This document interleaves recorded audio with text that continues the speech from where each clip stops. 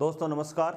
आज की अपनी इस ऑनलाइन यूट्यूब क्लास में आप सभी लोगों का हार्दिक स्वागत है। दोस्तों अपनी जो सीनियर सेकेंडरी लेवल की जो वेक्टर्स चल रही थी उसमें अपन ने मल्टीप्लिकेशन यानी डॉट प्रोडक्ट और क्रॉस प्रोडक्ट के बारे में जानकारी ले ली थी।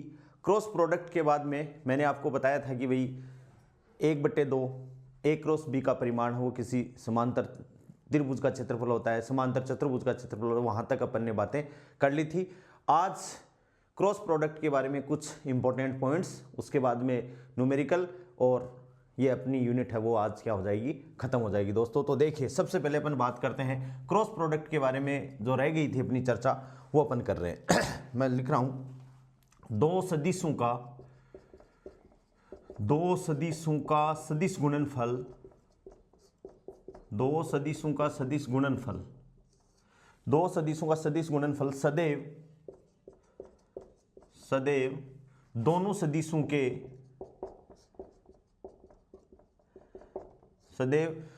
सदिशों के तल के लंबवत होता है। दोनों सदिशों के तल के लंबवत होता है। ये इंपॉर्टेंट बात है कि दो सदिश हैं, उनका यदि अपन सदिश गुणनफल यानी क्रॉस प्रोडक्ट कर रहे हैं तो उन सदिशों से जो तल बनेगा उस तल के लंबवत हमेशा उसकी क्या होगी, दिशा होगी। दो सदिशों का सदिश गुणनफल सदैव दोनों सदिशों के तल के लंबवत होता है। अर्थात दो सदिशों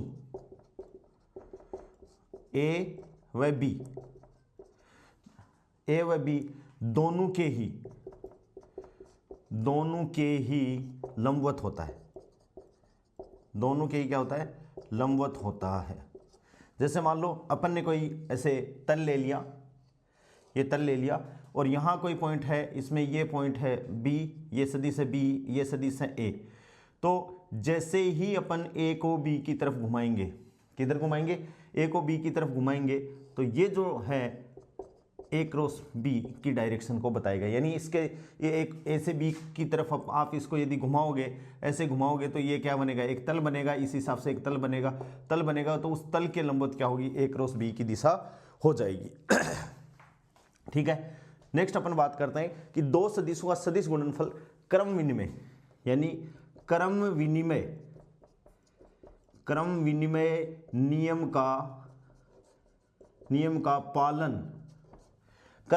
नियम का पालन नहीं करता। अर्थात अपन ये कह सकते हैं कि ए क्रॉस बी बराबर बी क्रॉस ए नहीं होगा। ए क्रॉस बी बराबर क्या नहीं होगा, बी क्रॉस ए नहीं होगा। यानी अपन ऐसे इसको कर सकते हैं। लेकिन यदि इसका परिमाण की अपन बात करें, ए क्रॉस बी का परिमाण बराबर क्या हो जाएगा, बी क्रॉस ए का परिमाण हो जाएगा। ये दोनों बराबर होते हैं। ठीक है। और इनकी वैल्यू कितनी होती है, ए बी साइन थीटा। यानी एन कैप का परिमाण में इसको अपन खोलेंगे तो अपन जानते हैं कि ए क्रॉस बी कितना होता है दोस्तों, ए क्रॉस बी होता है ए का परिमाण बी का परिमाण into sine theta into n cap. तो जैसे ही परिमाण लेंगे तो एन कैप इक्वल्स टू 1 हो जाएगा। तो ए क्रॉस बी का परिमाण बराबर क्या होता है, बी क्रॉस ए का परिमाण। ठीक है। और यहाँ जो इंपॉर्टेंट बात क्या है, यदि ये इसके बराबर नहीं होते तो क्या होते हैं, यानी अपन कह सकते हैं कि ए क्रॉस बी बराबर क्या होगा, माइनस बी क्रॉस ए। ये जो माइनस है इन दोनों पे, माइनस बी पे नहीं है, माइनस बी क्रॉस ए है। अब अतः अपन क्या कह सकते हैं, अतः है सदिश ए क्रॉस बी, अतः सदिश ए क्रॉस बी और बी क्रॉस ए परिमाण में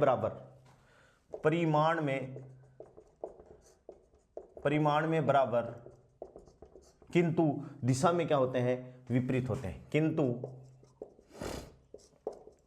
विपरीत दिशा में होते हैं। कैसे, जैसे अभी एक ये समतल बनाया, अभी मैंने आपको बताया है, और इसमें एक सदिश है, ये है बी, और ये सदिश क्या है दोस्तों, ए सदिश है। तो ए को मैं बी की तरफ घुमाऊंगा तो डायरेक्शन ये है, तो इसमें ए क्रॉस बी की डायरेक्शन क्या हो जाएगी, ये हो जाएगी। यानी मैंने जो कोण है उसका मैंने साइन क्या लगाया, ए से बी की तरफ। और यदि यही अपने पास में समतल हो और ये सदिश क्या हो, बी है, बी सदिश है और ये सदिश क्या हो दोस्तों, ए हो, तो ध्यान से आप देखोगे बी को ए की तरफ घुमाएंगे तो दाहिने हाथ के नियम से बी को ए की तरफ घुमाएंगे तो ए क्रॉस बी की दिशा किधर होगी, नीचे की तरफ होगी। किधर होगी ए क्रॉस बी की दिशा, या बी क्रॉस ए की, सॉरी, क्योंकि पहले बी को ला रहे हैं ना, तो बी क्रॉस ए की दिशा किधर होगी दोस्तों, नीचे की तरफ होगी। तो अपन ये कह सकते हैं कि भाई इसकी डायरेक्शन यदि एन कैप है प्लस एन कैप है तो इसकी डायरेक्शन क्या हो जाएगी, माइनस एन कैप हो जाएगी। यानी दोनों सदिश ए क्रॉस बी तथा सदिश बी क्रॉस ए परिमाण में बराबर है, मैग्नीट्यूड में यहाँ से देखो दोनों बराबर हैं, लेकिन दिशा में दोनों क्या है, एक दूसरे के विपरीत है। इसकी दिशा यानी ए क्रॉस बी जो प्रोडक्ट है दोस्तों, उसकी दिशा अपन दाहिने हाथ के नियम से, दाहिने हाथ के अंगूठे के नियम से या पेच नियम से अपन ज्ञात करते हैं। ये अपन डिस्कस कर चुके हैं। नेक्स्ट जो इंपॉर्टेंट बात है, क्या बात है कि सदिश गुणनफल बंटन के नियम का पालन करता है। सदिश गुणनफल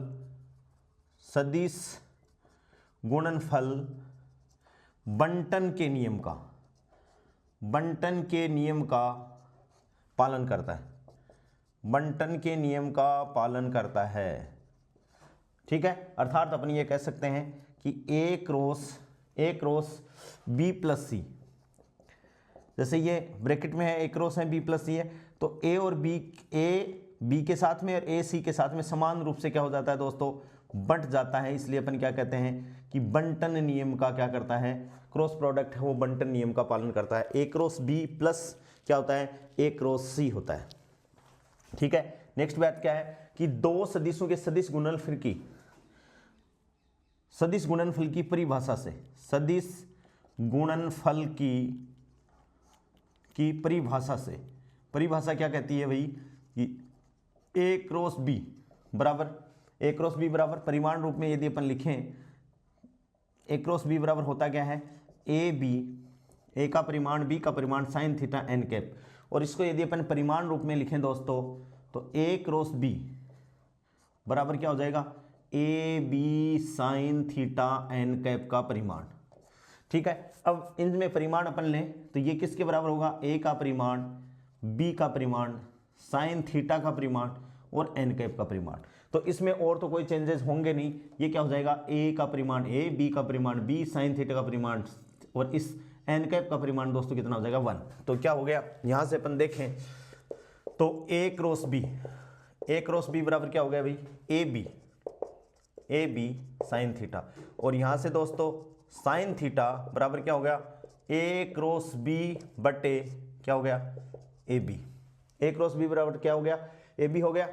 अपन ध्यान से देखें, इंप्लाइज दैट थीटा इनवर्स या theta equals to sine inverse क्या हो गया, ए क्रॉस बी बटे क्या हो गया दोस्तों, ए बी। ठीक है, और इसको अपन और क्या लिख सकते हैं, जैसे अपन जानते हैं एकांक सदिश अपन जानते हैं, एकांक सदिश बराबर क्या होता है, सदिश बटे सदिश का परिमाण। सदिश बटे क्या होता है, सदिश का परिमाण। तो यहां से इसको अपन क्या लिख सकते हैं, theta equals to sine inverse A सदिश बटे ए, यानी ये क्या हो सकता है, ए कैप, और क्रॉस क्या हो सकता है दोस्तों, बी कैप। ये हो गया theta equals to sine inverse A cross B. ठीक है, तो ये इंपॉर्टेंट बातें हैं ए क्रॉस बी के बारे में जो अपन को ध्यान में रखनी है। इसमें देखो ये बहुत इंपॉर्टेंट बात है जो अपन बहुत गौर करते नहीं है कि दिशा तो समान है, दिशा विपरीत है, लेकिन परिमाण क्या है दोस्तों, समान है। यहाँ से अब अपन आगे और डिस्कस करते हैं कि भाई और इंपॉर्टेंट बातें क्या हो सकती हैं। और वेक्टर्स में तो मैक्सिमम जो चांसेस हैं वो इन्हीं मल्टीप्लिकेशन पे मतलब क्वेश्चन आता है। देखिए नेक्स्ट बात क्या है, थीटा अपन ने निकाल लिया साइन, ठीक है। अब थीटा अधिकतम कब होगा, जैसे साइन थीटा की वैल्यू क्या है यहाँ पर यह है, तो अपन क्या कह सकते हैं, दो सदिशों का सदिश गुणनफल, दो सदिशों का सदिश गुणनफल अधिकतम होगा जब साइन थीटा बराबर क्या हो जाए, अधिकतम। साइन थीटा बराबर 1 और बराबर कितना हो जाए, अधिकतम। और ये अधिकतम कब होगा, जब थीटा की इक्वल्स टू क्या होगा, 90 डिग्री, क्योंकि साइन 90 डिग्री इक्वल्स टू दोस्तों कितना होता है, 1 होता है। तो ए क्रॉस बी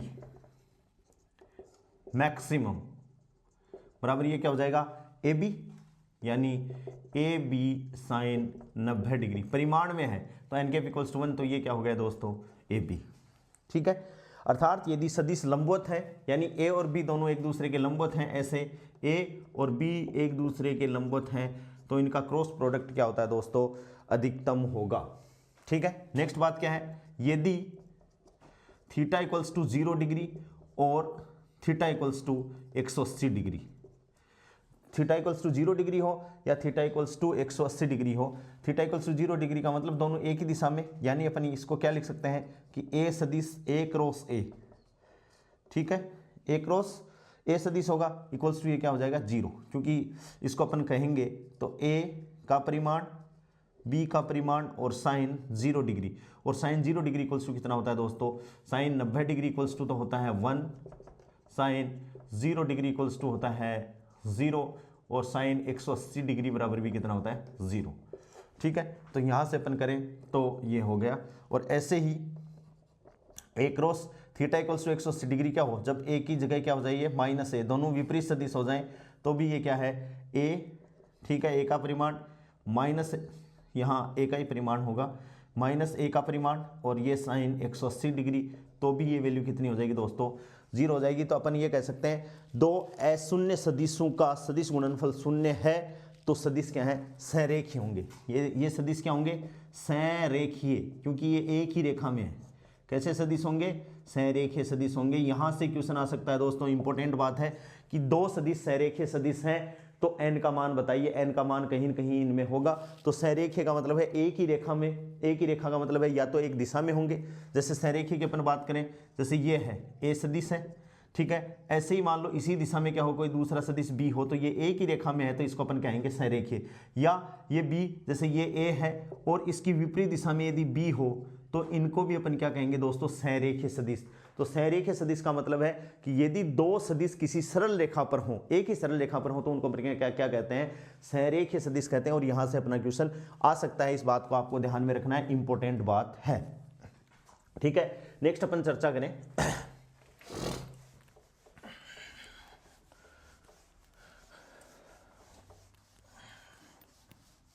नेक्स्ट अपन चर्चा करें यदि सदिश का स्वयं के साथ सदिश गुणनफल, यदि सदिश का स्वयं के साथ, यदि सदिश का स्वयं के साथ सदिश गुणनफल, स्वयं के साथ सदिश गुणनफल, यदि सदिश का स्वयं के साथ सदिश गुणनफल स्वयं सदिश गुणनफल कहलाता है। क्या कहलाता है स्वयं सदिश गुणनफल, स्वयं सदिश गुणनफल कहलाता है।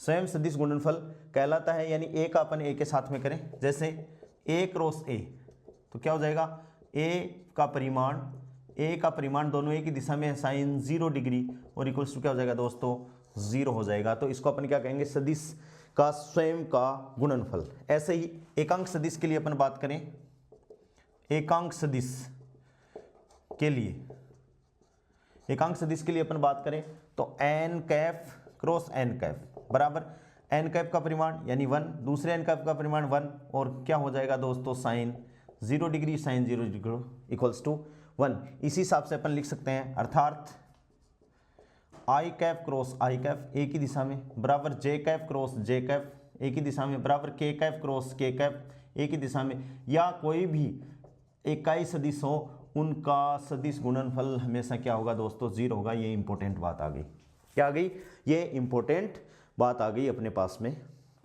ये अपन को याद रखना है। ठीक है, नेक्स्ट जो बात है वो भी वेरी इंपॉर्टेंट है। वेरी इंपॉर्टेंट क्या है लंबवत एकांक सदिशों,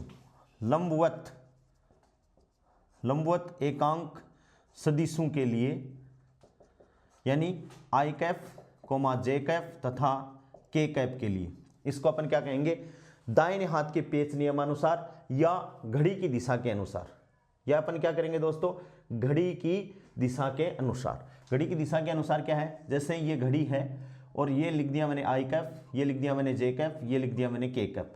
तो यदि यहाँ से इधर चलोगे तो प्लस का निशान आएगा और जस्ट इसका उल्टा चलोगे तो माइनस का निशान आएगा। यानी अपन ये कह सकते हैं कि घड़ी की दिशा में जैसे आई कैप क्रॉस जे कैप बराबर क्या हो जाएगा के कैप, जे कैप क्रॉस के कैप बराबर क्या हो जाएगा आई कैप, यानी घड़ी की दिशा में चलोगे, ऐसे चलोगे क्लॉकवाइज तब तो प्लस का निशान, और यदि एंटी क्लॉकवाइज चलोगे तो क्या आ जाएगा माइनस का निशान। जैसे मैं कर रहा हूं आई कैप क्रॉस जे कैप, देखो आई कैप क्रॉस जे कैप, तो अपन किस दिशा में चल रहे हैं, घड़ी की दिशा में चल रहे हैं, घड़ी की जो सुई चल रही है उस दिशा में, तो दोस्तों ये क्या हो जाएगा के कैप।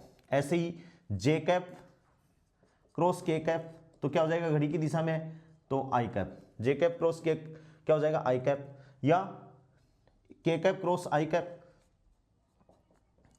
के कैप क्रॉस आई कैप क्या हो जाएगा प्लस का जे कैप, यानी प्लस का निशान आया। अब यदि उल्टा चलें अपन, देखो दोस्तों उल्टा चलें, उल्टा चलें, ये तो क्या है क्लॉकवाइज, क्लॉकवाइज घड़ी की दिशा में आई कैप क्रॉस जे कैप बराबर क्या हो जाएगा के कैप, जे कैप क्रॉस के कैप बराबर हो जाएगा आई कैप, के कैप क्रॉस आई कैप बराबर क्या हो जाएगा जे कैप। ये क्या है क्लॉकवाइज डायरेक्शन में। और एंटी क्लॉकवाइज डायरेक्शन की यदि दोस्तों अपन बात करें एंटी क्लॉकवाइज, तो ये क्या हो जाएंगे एंटी क्लॉकवाइज बात करें तो देखो अपन के से स्टार्ट करते हैं, के कैप क्रॉस जे कैप, यानी के कैप से चले जे कैप आए तो आगे क्या है तो माइनस का आई कैप, ठीक है।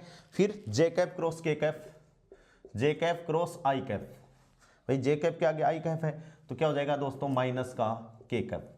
ऐसे ही आई कैप क्रॉस के कैप, तो क्या हो जाएगा माइनस का जे कैप। इस हिसाब से अपन को ये घड़ी की डायरेक्शन आपको याद रखनी है। यदि घड़ी की दिशा में तो पॉजिटिव साइन, घड़ी की विपरीत दिशा में तो गुणनफल के बाद में कैसा निशान आ जाएगा नेगेटिव निशान आ जाएगा। ये अपन को ध्यान में रखना है, ठीक है। इसके बाद में अपन घटक रूप में इसको कैसे लिखते हैं, ठीक है। जैसे मान लो ए आपके पास में कोई सदिश है, इसको मैंने त्रिविमीय लिख दिया ए एक्स आई प्लस ए वाई जे कैप प्लस ए जेड के कैप, ठीक है। ऐसे ही बी कोई दूसरा सदिश है, उसको अपन ने लिख दिया बी एक्स आई कैप प्लस बी वाई जे कैप प्लस बी जेड क्या लिख दिया के कैप। तो ए क्रॉस बी निकालने का अपने पास में एक सुंदर सा तरीका है जिसको अपन सारे लोग याद रखेंगे। जैसे ए क्रॉस बी अपन ने लिख लिया बराबर दो ऐसे मॉडुलस की तरह, ठीक है, आई कैप जे कैप के कैप, ठीक है, यूनिट वेक्टर अपन ने लिख दिए। अब इसमें दोस्तों ये ध्यान रखना है कि यदि ए को पहले लिखा है तो ए के आई कैप का गुणांक पहले लिखेंगे और जे कैप का गुणांक ए का ही लिखेंगे, यानी जो पहले है उसमें पहले के गुणांक लिखेंगे, बी बाद में है तो बी के नीचे लिखेंगे। जैसे यहाँ आई कैप का गुणांक है ए एक्स वाई ए एक्स, यहाँ जे कैप का गुणांक है ए वाई और के कैप का गुणांक दोस्तों क्या है ए जेड। ऐसे ही दूसरी बाद में क्या है बी, तो क्या लिखेंगे बी को बी एक्स बी वाई और क्या लिख दिया बी जेड। अब इनका गुणा करने का तरीका है, देखो आई कैप को यहाँ लिख लेते हैं, फिर बीच में माइनस जे कैप, ये सूत्र का ही मान सकते हैं अपन, और फिर प्लस का के कैप और ये सूत्र, इस हिसाब से मैंने ब्रैकेट लगा दिए। ये तो आपको याद रखना ही रखना है। अब गुणा करेंगे कैसे, जब आई कैप का गुणांक गुणा कर रहे हैं तो आई कैप की ये लाइन यानी ये लाइन और ये लाइन को ध्यान में नहीं रखेंगे कि ये है बी क्या, यानी इनको छुपा लेंगे, फिर इसका इससे गुणा, फिर माइनस का निशान दोस्तों इसका इससे गुणा, समझ गए क्या। जब आई कैप के गुणांक का ब्रैकेट लिख रहे हैं तो ये वाली लाइन छुपा लेंगे, यह लाइन भी छुपा लेंगे, या भूल जाएंगे कि ये लाइन है या नहीं। फिर इसका इससे ए वाई बी जेड, यानी ये यहाँ क्या हो गया ए वाई बी जेड माइनस का निशान बी वाई ए जेड, क्या हो गया बी वाई ए जेड, ऐसे, ठीक है। ये माइनस मैंने इसलिए लगाया है, यहाँ प्लस लगाते तो ये जो गुणा इसको इससे माइनस इसको इससे, यदि यहाँ प्लस जे कैप करोगे तो इसको तो इससे करना पड़ेगा, इसको इससे करना पड़ेगा, इसलिए एक तरीका बनाने के लिए मैंने क्या लगा दिया बीच में माइनस लगा दिया। अब जे कैप का गुणांक अपन को लिखना है दोस्तों, तो जे कैप वाली लाइन का क्या करेंगे अपन भूल जाएंगे, तो देखो इस लाइन को और इस लाइन को अपन भूल जाएंगे कि ये है बी का, तो अब इसका इससे यानी ये क्या होगा ए एक्स बी जेड, देखो ए एक्स बी जेड और माइनस का निशान बी एक्स ए जेड, बी एक्स ए जेड क्या आ गया दोस्तों बी एक्स ए जेड, बी एक्स ए जेड, ठीक है। अब क्या आ गया प्लस का के कैप, तो के कैप वाली लाइन को भूल जाएंगे, ये क्या होगा A X B Y A X B Y minus B X A Y minus B X क्या हो गया ए वाई हो गया। इस हिसाब से ये अपने पास में क्या आ गया इसका गुणनफल आ गया, क्रॉस प्रोडक्ट इसे अपन कहेंगे। इसमें ध्यान रखना है आई कैप, ठीक है, माइनस का जे कैप प्लस का के कैप। अब आई कैप के साथ में जो मल्टीप्लीकेशन में गुणांक क्या आएगा, कि आई कैप की लाइन ऊपर वाली और आई कैप की नीचे वाली जो लाइन है उनको देख भूल जाएंगे कि ये है भी क्या, फिर तिरछा ये मल्टीप्लाई बाई ये माइनस ये, ऐसे ही जे कैप में ये बाई ये माइनस ये बाई ये, ठीक है। इसी हिसाब से अपन दोस्तों क्या कर देंगे, गुणनखंड कर देंगे। और अब एक सदिश, एक क्वेश्चन बहुत बार नेट में भी आया है, गेट में भी आया है, लंबवत एकांक सदिश, ठीक है। ये न्यूमेरिकल बहुत बार आता है, ये अपन को ध्यान में रखना है दोस्तों। ए तथा बी के वेरी वेरी मोस्ट इंपॉर्टेंट, ए सदिश तथा बी के लंबवत, ए तथा बी के लंबवत एकांक सदिश, एकांक सदिश, ठीक है। ध्यान दोस्तों देखो, ध्यान से अपन बात करें, जैसे ए क्रॉस बी, आप जानते हो सारे लोग, ए क्रॉस बी बराबर क्या होता है, A B sine theta n cap. और ये जो एन कैप होता है ये लंबवत, जो भी तल बनेगा उसके लंबवत एकांक सदिश है। इसका दोस्तों परिमाण लें, ये समीकरण नंबर 1 हो गया। इसका अपन परिमाण लें तो ए क्रॉस बी, ठीक है, बराबर ये क्या लिखें अपन, ए का परिमाण बी का परिमाण साइन थीटा एन कैप का क्या हो जाएगा 1 हो गया। इसमें इसका भाग दे दें अपन, देखो implies that A cross B बटे ए क्रॉस बी का परिमाण दे दिया। तो देखो ए बी से ए बी कट गया, साइन थीटा से साइन थीटा कट गया, क्या आ गया, एन कैप आ गया। और इसे अपन क्या कहेंगे दोस्तों, ए तथा बी के लंबवत एकांक सदिश कह देंगे, ठीक है। इंप्लाइज दैट इसको अपन और क्या कर सकते हैं, एन कैप बराबर क्या हो गया, ए क्रॉस बी, ठीक है ना, ए क्रॉस बी। अब ए क्रॉस बी का ऐसा कैसा लिख दे अपन, यानी ए क्रॉस बी तो अपन जानते हैं कि ए क्रॉस बी बराबर क्या है भाई, ए बी साइन थीटा है, तो यहां अपन ने लिख दिया ए बी साइन थीटा, ठीक है। अब इसको अपन क्या लिख सकें, ए वेक्टर बटे ए, ठीक है, क्रॉस बी वेक्टर बटे बी, ठीक है, और नीचे क्या है, गुणा साइन थीटा। भाई नीचे वाला तो कोई वेक्टर है ही नहीं, इसको अपन क्या लिख सकते हैं, ए कैप, इसको अपन क्या लिख सकते हैं, बी कैप। तो ये एन कैप इक्वल्स टू दोस्तों क्या हो जाएगा, A cap cross B cap और बटे क्या आ जाएगा, साइन थीटा। तो यहाँ से भी अपन क्या निकाल सकते हैं, इसको निकाल सकते हैं। ये फॉर्मूला वेरी वेरी इंपॉर्टेंट है, ये अपन को ध्यान में रखना है, इसमें न्यूमेरिकल क्वेश्चन आते हैं, ठीक है। ठीक है, नेक्स्ट बात करें, वेरी मोस्ट इंपॉर्टेंट है, ये भी मोस्ट इंपॉर्टेंट है, मोस्टली अपन यही काम में लेते हैं। नेक्स्ट अपन बात करें यहाँ, यदि ए बी तथा सी समतलीय है, यहां से भी क्वेश्चन आता है, यदि ए बी तथा सी समतलीय है, ध्यान से वेरी इंपॉर्टेंट बात है, यदि सदिश ए कोमा बी व सी समतलीय है, समतलीय सदिश हैं, यानी एक ही तल में है, समतलीय सदिश हैं, तो दोस्तों क्या हो जाएगा, ए डॉट, वेरी इंपॉर्टेंट बात, ए डॉट बी क्रॉस सी बराबर क्या होगा, 0। यदि समतलीय सदिश है तो ए क्रॉस बी क्रॉस सी क्या है, क्या होंगे, ए डॉट बी क्रॉस सी बराबर क्या होंगे, 0 होंगे।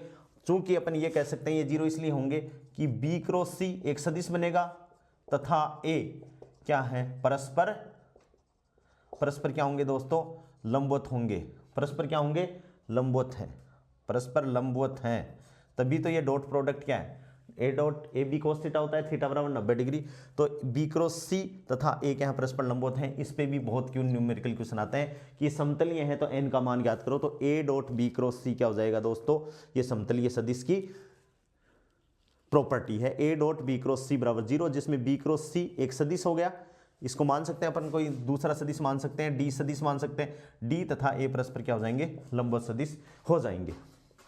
हाँ, हमेशा नेक्स्ट बात, इंपॉर्टेंट बात क्या है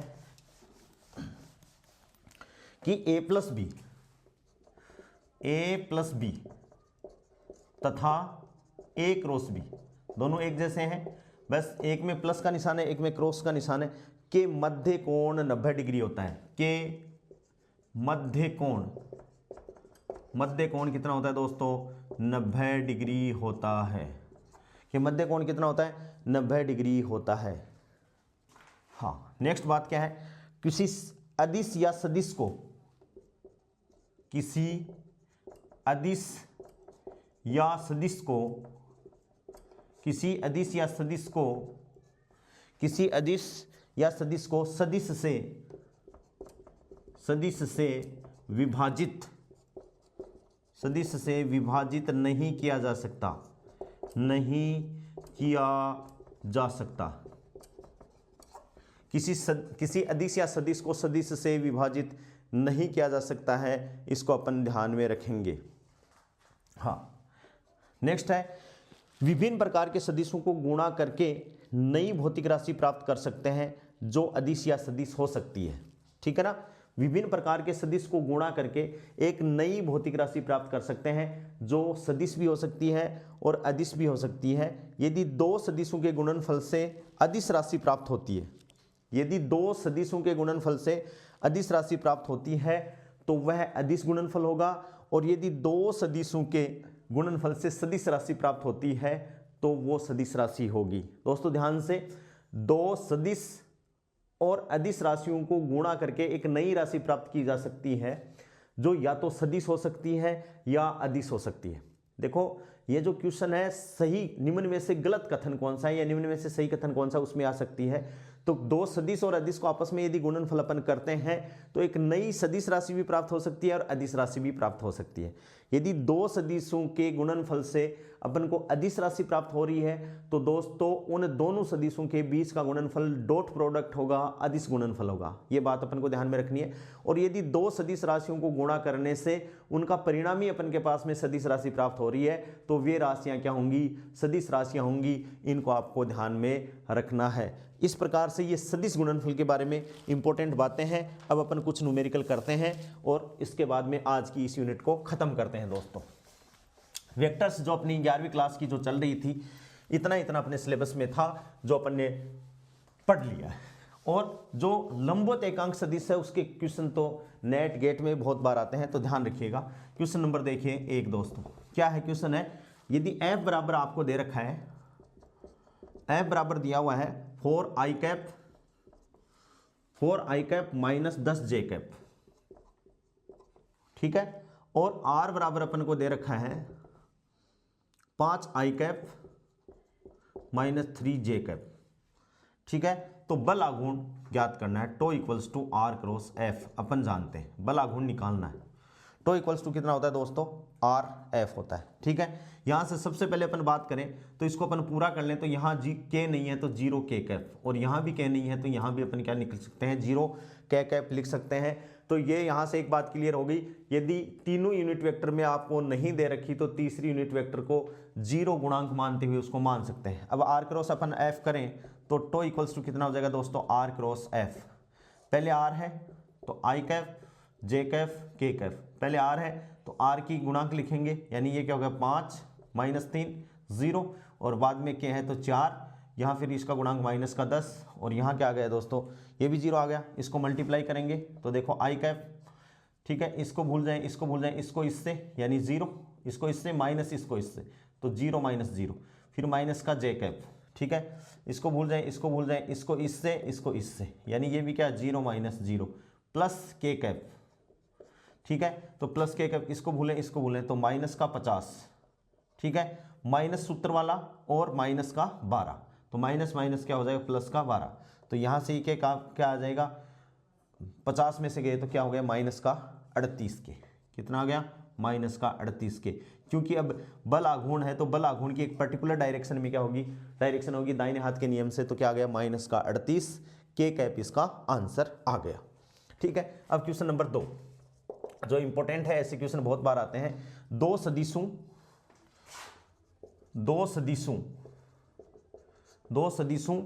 2i cap plus 3j cap, 2i cap plus 3j cap plus k cap, ठीक है, and i cap minus j cap, i cap minus j cap plus 2k cap. दो सदिश हैं, दो सदिशों 2i cap plus 3j cap plus k cap तथा i cap minus j cap plus 2k cap के लंबवत एकांक सदिश ज्ञात कीजिए। के लंबवत एकांक सदिश ज्ञात कीजिए, ठीक है। अभी अपन ने न्यूमेरिकल किए हैं n cap equals to a cross b, ठीक है, बटे a क्रॉस b का मैग्नीट्यूड, ठीक है। इसमें प्लस भी हो सकता है माइनस भी होता है, तो ये बात अपन को ध्यान में रखनी है। एन कैप एक एकांक सदिश है यहाँ पर जो क्या है इन दोनों के लंबवत है, एकांक सदिश जो कि क्या है, जो लंबवत दिशा में है, लंबवत दिशा में। ठीक है, यहाँ से अपन करें तो देखो ए क्रॉस बी निकाल लें पहले। ए क्रॉस बी बराबर पहले आई कैफ जे कैफ के कैफ, ए की वैल्यू है तो 2 3 1 2 3 1, ठीक है, और 1 माइनस 1 और कितना हो गया 2, ठीक है भाई, बराबर करें तो आई कैफ ये गया और ये गया तो 3 3 दूनी 6 और माइनस माइनस प्लस 1, ठीक है, माइनस का जे कैप ये 2 दूनी 4 माइनस 1 प्लस का के कैप, ठीक है, ये गया तो -2 और माइनस का 3, तो ये दोस्तों कितना हो गया 7 आई कैप, ठीक है, माइनस का 3 जे कैप और माइनस का 5 के कैप, ये आ गया अपने पास में 7 आई कैप माइनस का 3 जे कैप, ठीक है, और माइनस का 5 के कैप। अब इसका मैग्नीट्यूड अपन को निकालना है तो ए क्रॉस बी का मैग्नीट्यूड कितना हो गया दोस्तों, मैग्नीट्यूड तो अपन निकालने तो अपना तो वही सिस्टम है, आई कैप के गुणांक का स्क्वायर यानी 7 का स्क्वायर प्लस जे कैप के गुणांक का स्क्वायर यानी -3 का स्क्वायर प्लस के कैप के गुणांक का स्क्वायर यानी -5 का स्क्वायर, तो 7 7 49 प्लस 3 3 9 प्लस 5 25, ठीक है, 9 9 18 18 5 23 का 3 असल पाई 1 2 6 एक साथ कितना हो गया 73 हो गया, कितना हो गया दोस्तों 83, 2 4 2 6 2 8 8 की 2 हो गई 83 हो गया, 83 का ही, तो n cap equals to then n cap equals to a cross b ये हो गया तो 7 आई कैप माइनस का 3 जे कैप माइनस का 5 के कैप और बटे कितना हो गया दोस्तों 183, ठीक है। अब इसमें यदि प्लस माइनस का निशान है तो अपन प्लस माइनस का लगा देंगे, n cap equals to plus minus 1/83 root और ये क्या होगा 7 i cap minus 3 j cap minus का क्या हो गया 5 के कैप, ये क्या हो गया इसका लंबवत एकांक सदिश हो गया और ये इसका दोस्तों क्या हो गया आंसर हो गया। ऐसे क्वेश्चन अपने बीएससी की जो इलेक्ट्रोमैग्नेटिज्म है वहाँ पर अपन कर्ल और डाइवर्जेंस पढ़ेंगे तो ये क्या हो गया वही चीज़ है, कर्ल हो गया लंबवत एकांक सदिश, तो वहाँ से भी ये क्वेश्चन अपने आ सकता है। इसका मतलब ये 11वीं के लेवल का क्वेश्चन भी बन गया और बीएससी के लेवल का भी क्वेश्चन बन गया, इसलिए ये आपके आरपीएससी की फर्स्ट ग्रेड में भी आ सकता है, आरपीएससी की कॉलेज लेक्चरर में भी आ सकता है, गेट में भी आ सकता है, जेस्ट में भी आ सकता है और नेट में भी ये क्वेश्चन बहुत बार आया हुआ है। ठीक है दोस्तों, अब नेक्स्ट अपन एक क्वेश्चन और करते हैं, क्वेश्चन नंबर 3। क्वेश्चन नंबर 3 क्या है यदि ए अपन को दे रखा है, ए कोई सदिश है दे रखा अपन को आई कैप प्लस 2 जे कैप, आई कैप प्लस 2 जे कैप प्लस 3 के कैप, ठीक है, और बी दे रखा अपन को माइनस का आई कैप प्लस का जे कैप प्लस का 4 के कैप, ठीक है, फिर सी दे रखा है दोस्तों अपन को 3 आई कैप माइनस का 3 जे कैप प्लस का 12 के कैप, ठीक है। तब सदिशों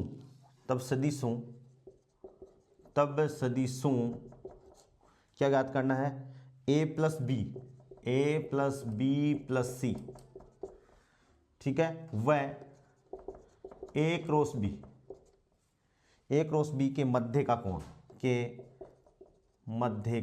कोण याद करो,